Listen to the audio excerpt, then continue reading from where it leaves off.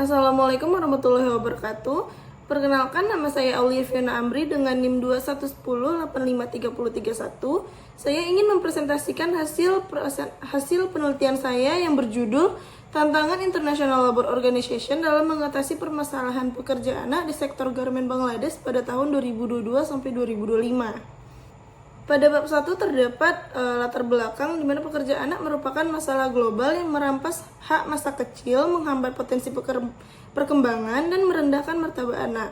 Dengan estimasi 160 juta anak bekerja di seluruh dunia. Bangladesh adalah eksportir garmen terbesar kedua di dunia setelah Tiongkok, di mana sektor ini menjadi tulang punggung ekonomi nasional yang menyumbang lebih dari 80% total ekspor negara. Meskipun menjadi pemain global utama, praktik pekerja anak tetap marak ditemukan di sektor informal yang dipicu oleh kemiskinan ekstrim, putus sekolah, dan lemahnya pengawasan. Terlepas dari berbagai inisiatif pemerintah dan bantuan dari organisasi internasional seperti ILO dan UNICEF, jumlah pekerja anak Bangladesh justru mengalami stagnansi. Tercatat meningkat tipis dari 4,3% di tahun 2013 dan 4,4% di tahun 2022. Pada rumusan masalahnya, permasalahan pekerja anak masih menjadi isu serius di Bangladesh, ditandai dengan stagnansi presentasi pekerja anak yang hanya berubah dari 4,3% pada tahun 2013 menjadi 4,4% pada tahun 2022. Meskipun berbagai kebijakan telah dijalankan, walaupun International Labour Organization telah bekerja sama dengan pemerintah Bangladesh melalui sejumlah program, upaya penanganan pekerja anak dinilai belum berjalan sesuai rencana dan tidak menunjukkan kemajuan yang signifikan. Maka dari itu, ditarik pertanyaan penelitian, apa tantangan dari upaya ILO dalam mengatasi permasalahan pekerja anak di sektor garmen Bangladesh? Dengan tujuan penelitian untuk mengetahui apa hambatan upaya ILO dalam mengatasi permasalahan pekerja anak di sektor garmen Bangladesh. Adapun manfaat penelitian, satu, secara akademis, penelitian ini diharapkan dapat memberikan bahan kajian baru di hubungan internasional, terkhusus untuk kajian mengenai bantuan luar negeri dari organisasi dan kajian mengenai isu pekerja anak di satu wilayah. Penelitian ini diharapkan menjadi rujukan bagi penelitian selanjutnya yang meneliti upaya suatu organisasi internasional di Bangladesh. Yang kedua, manfaat praktis dari penelitian ini adalah agar dapat dijadikan sebagai bahan diskusi lebih lanjut mengenai perlindungan hak anak melalui peran organisasi internasional, khususnya dalam konteks krisis global seperti pandemi. Penelitian ini diharapkan dapat menjadi pertimbangan dalam menetapkan kebijakan baru yang lebih efektif dan berkelanjutan untuk mengatasi permasalahan pekerja anak di negara berkembang. Selain itu, penelitian ini diharapkan dapat memberikan pemahaman kepada masyarakat mengenai pentingnya kolaborasi internasional dalam menangani isu pekerja anak. Adapun studi pustaka yang saya gunakan sebagai berikut.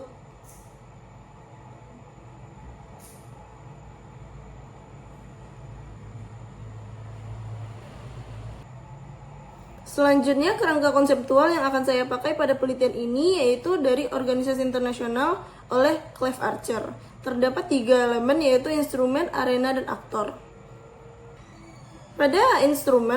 Pada level ini, teori Archer berasumsi bahwa organisasi internasional tidak memiliki kehendak sendiri.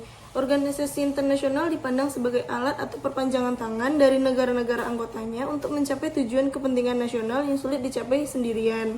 Peneliti akan melihat siapa aktor negara yang paling dominan dalam organisasi tersebut.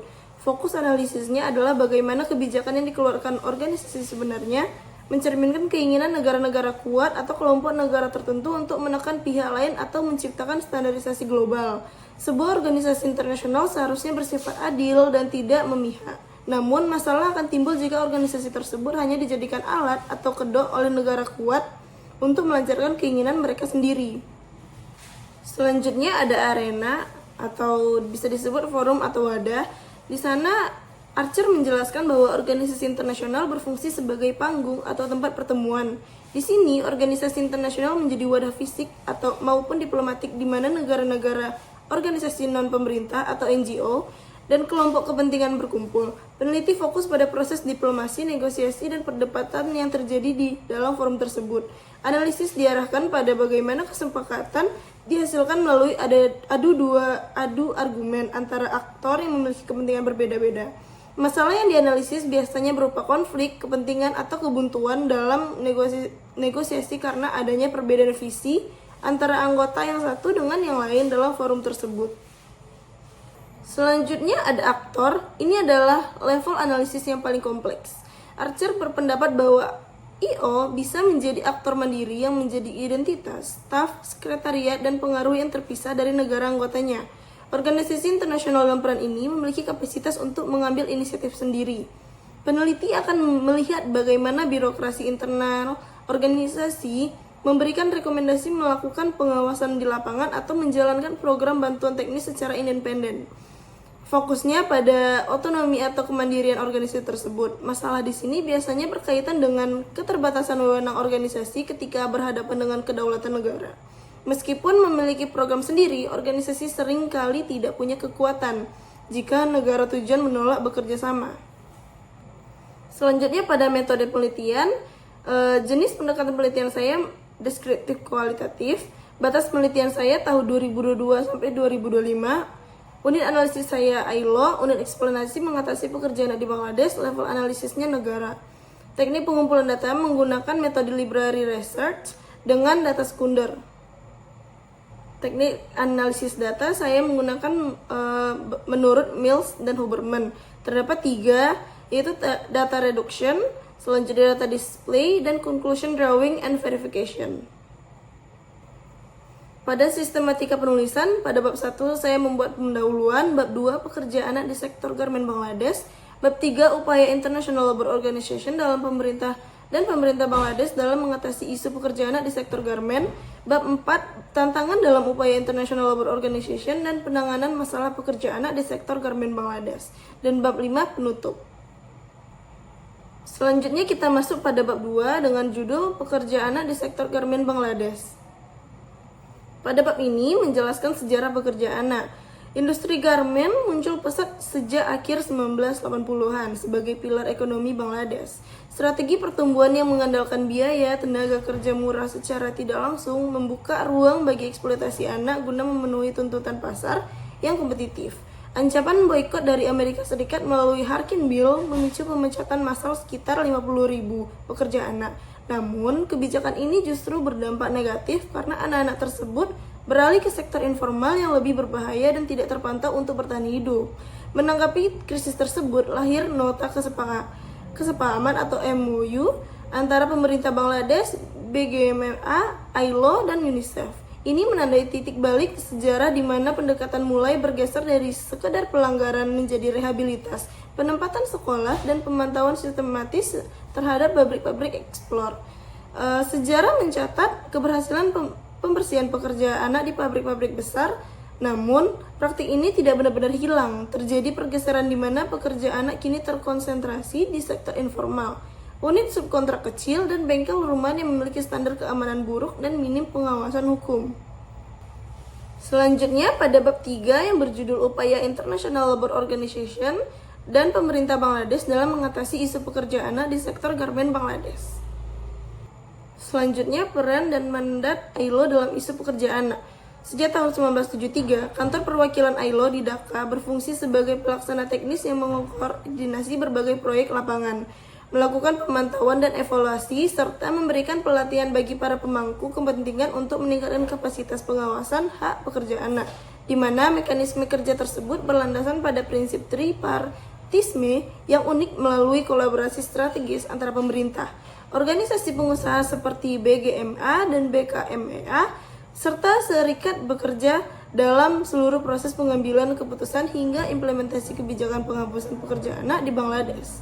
Peran ILO diperkuat oleh 2 instrumen hukum fundamental, yaitu Konvensi nomor 138 mengenai usia minimum pekerja dan Konvensi nomor 182 mengenai bentuk-bentuk pekerja terburuk untuk anak, yang keduanya telah diratifikasi oleh Bangladesh, di mana kerangka hukum ILO tersebut berfungsi sebagai panduan bagi Bangladesh dalam menyusun dan memperkuat regulasi domestik seperti Bangladesh Labour Act 2026 guna memastikan standar perburuan nasional sejalan dengan prinsip-prinsip perlindungan anak global. Selanjutnya ada program dan inisiatif ILO yang dilakukan di Bangladesh. Yang pertama, Decent Work Quality Program atau DWCP tahun 2002 hingga 2006 merupakan kerangka kerja utama kolaborasi ILO dengan pemerintah Bangladesh yang mencakup proyek penguatan pengawasan ketenagakerjaan dan meningkatkan kapasitas penegakan hukum di lapangan. Yang kedua ada Labor Inspection Management Application, pengembangan sistem inspeksi digital untuk meningkatkan akurasi dan efisiensi deteksi pelanggaran di pabrik garmen. Hingga tahun 2022, aplikasi ini telah melatih 1.000 inspektor guna mengurangi potensi korupsi dan meningkatkan cakupan pengawasan hingga 30% sampai 40%. Yang ketiga, Clear Cotton. Ini inisiatif kolaborasi antara ILO dan FAO yang berfokus pada pemantauan rantai nilai garmen mulai dari pemerintah kapas hingga produk jadi, serta penarikan anak-anak dari pekerja berbahaya. Yang selanjutnya ada Labor Improvement in Bangladesh Ready Made Garment atau RMG sektor. Program yang diperpanjang hingga 2025 ini berfokus pada pelatihan bagi puluhan ribu pekerja anak dan manajer mengenai standar kerja internasional serta advokasi kode etik anti pekerja anak di industri garment. Selanjutnya ada Strengthening Labor Inspection and Enforcement. Ini berlaku pada tahun 2022 hingga 2025. Inisiatif tambahan yang difokus pada reformasi sistem inspeksi nasional dan peningkatan jumlah inspektor tambahan untuk menjangkau lebih banyak pabrik. Yang terakhir ada Child Labor Monitoring System, itu pengembangan mekanisme pemantauan berbasis komunitas untuk membantu mengidentifikasi dan menangani kasus pekerja anak secara lebih efektif, terutama di wilayah yang sulit dijangkau. Selanjutnya ada kebijakan dan upaya pemerintah Bangladesh dalam mengatasi isu pekerja anak. Yang pertama ada Bangladesh Labor Act, menjadi pilar hukum utama yang menetapkan usia minimum kerja 14 tahun pekerjaan umum dan 18 tahun untuk pekerjaan berbahaya, yang telah diselaraskan dengan konvensi ILO yaitu nomor 138 dan 182. Yang kedua ada National Plan of Action, di mana dokumen strategis nasional yang menargetkan penghapusan pekerja anak secara menyeluruh dan progresif pada tahun 2025, sejalan dengan komitmen global SDG 87. Dan yang ketiga ada kolaborasi tripartit. Ini merupakan pemerintah menjalin bekerjasama dengan organisasi pengusaha dan serikat pekerja untuk memastikan kepatuhan industri terhadap standar anti pekerja anak. Selanjutnya kita masuk ke bab 4 di mana berjudul Tantangan dalam Upaya International Labour Organization dan Penanganan Masalah Pekerja Anak di Sektor Garmen Bangladesh. Pada bab ini saya akan menjelaskan analisis saya menggunakan teori yang saya gunakan tadi, yaitu teori organisasi internasional dari Clive Archer yang terdiri dari 3, yaitu instrumen, arena, dan aktor. Yang pertama dimulai dari instrumen, yaitu tantangan ILO sebagai instrumen global dalam penegakan standar perburuhan.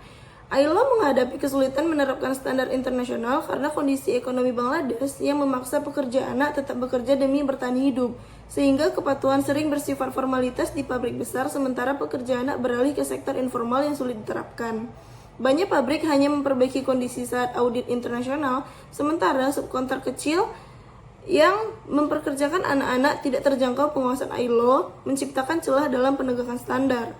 Dan selanjutnya kenaikan biaya produksi dan penurunan pesanan dari merek global membuat pengusaha mencari celah untuk mencapai standar ILO demi menjaga bisnis, sehingga efektivitas instrumen ILO menurun. Yang kedua, arena, dengan judul Dinamika dan Hambatan dalam Arena Tripartit Bangladesh. Kelompok pengusaha garmen memiliki pengaruh politik besar yang mendominasi keputusan dalam forum tripartit, sehingga sering menghambat kesepakatan terkait perlindungan pekerja, termasuk penetapan upah layak. Serikat pekerja menuntut upah yang cukup agar pekerja dewasa tidak perlu mempekerjakan anak, sementara pengusaha khawatir kenaikan upah dan menurunkan daya saing ekspor Bangladesh di pasar global. Penurunan pesanan dari merek global akibat krisis ekonomi membuat pengusaha menjadi pelonggaran pengawasan standar kerja, sehingga memperlambat kemajuan dalam penegakan standar perburuhan. Yang ketiga, aktor, dengan judul Keterbatasan Kapasitas ILO sebagai aktor independen. ILO menghadapi kendala dalam hal sumber daya dan kapasitas untuk menjalankan program secara efektif di lapangan, yang membatasi kemampuan bertindak secara independen di Bangladesh. ILO sering terjebak dalam dilema diplomasi karena harus menyeimbangkan hubungan dengan pemerintah Bangladesh dan donor internasional, sehingga sulit memberikan evaluasi tujuan tanpa risiko kehilangan akses bantuan teknis. Selanjutnya, keberhasilan ILO sangat bergantung pada komitmen dan implementasi pemerintah Bangladesh yang sering mengutamakan pertumbuhan ekonomi daripada perlindungan hak buruh, sehingga efektivitas ILO sebagai aktor independen menjadi terbatas. Selanjutnya, pada bab 5, itu bagian penutup, terdapat kesimpulan dan saran. Kesimpulan dari hasil penelitian saya adalah penelitian ini menyimpulkan bahwa tantangan utama ILO dalam mengatasi pekerja anak di sektor garmen Bangladesh pada periode 2022 hingga 2025 bersumber dari keterbatasan fungsi organisasi internasional dalam mengatasi realitas ekonomi dan politik domestik, yang menyebabkan kepatuhan terhadap standar internasional hanya bersifat formal di sektor formal, sementara pekerja anak bergeser ke sektor informal yang sulit diawasi. Keterbatasan otonomi, tidak adanya kekuatan memaksa, dominasi kepentingan ekonomi pengusaha, serta ketergantungan pada kebijakan nasional Bangladesh menunjukkan bahwa tantangan ILO tidak semata bersifat teknis, melainkan berakar pada struktur ekonomi politik lokal yang mesti memprioritaskan efisiensi biaya dan pertumbuhan ekonomi dibandingkan perlindungan tenaga kerja anak. Untuk saran, penelitian selanjutnya disarankan untuk melakukan studi lapangan melalui observasi partisipatif dalam wawancara mendalam dengan keluarga buruh garmen di sektor informal guna menangkap dinamika akar rumput, mekanisme bertahan hidup pasca pandemi, serta menilai efektivitas bantuan sosial dalam memutus rantai kemiskinan antar generasi. Selain itu, riset mendatang perlu mengkaji secara kritis dampak sanksi perdagangan internasional, peran teknologi dalam pelacakan rantai pasok subkontraktor, serta hubungan ekonomi politik antara pemilik pabrik dan elit lokal. Sekian dari hasil presentasi saya. Jika ada kata yang salah atau kurang jelas, mohon dimaafkan. Saya akhiri. Assalamualaikum warahmatullahi wabarakatuh.